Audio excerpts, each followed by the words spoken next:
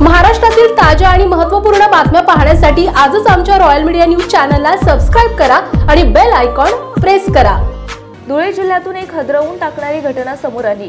या घटनेत एक हस्तखेळतं कुटुंब क्षणात उद्ध्वस्त झालंय।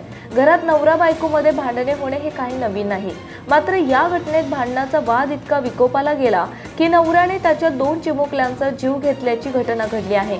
या घटनेनंतर जन्मदाता पिता हा घटनास्थळावरून फरार झाला, तर थाळनेर पोलिसांनी या प्रकरणी गुन्हा दाखल करून आरोपी पित्याचा शोध घेतलाय। धुळे जिल्ह्यातील थाळनेर गावामध्ये ही घटना घडली आहे। या गावात संजय कोळी यांचे कुटुंब राहते। संजय कोळी यांचे लग्न झालेले असून त्यांना या लग्नापासून 2 लहान मुले आहेत। असा त्यांचा हा छोटासा परिवार होता। दरम्यान घटनेच्या दिवशी संजय कोळी यांचा कोणत्या तरी कारणावरून बायकोशी वाद झाला।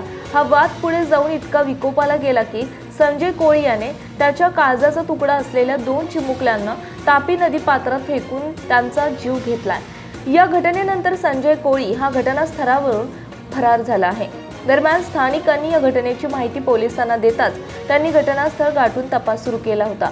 तापी नदी पात्रात फेकून दिलेल्या त्या 2 बहीण भावांचे मृतदेह बाहेर काढण्यात आले, तसेच ते मृतदेह शवविच्छेदनासाठी पाठवण्यात आले।